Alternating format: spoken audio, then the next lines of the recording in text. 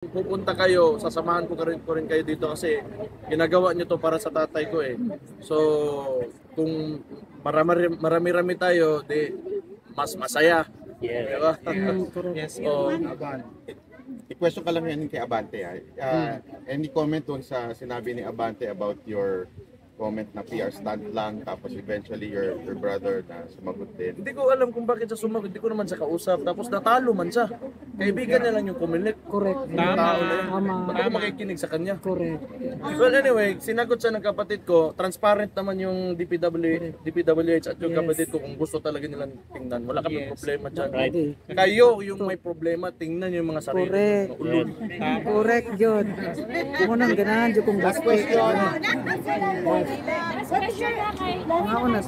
The court as indirect vote buying na yung mga politiko mismo nandoon talaga sa court along with DSWD nag-distribute ng pera ng taong bayan.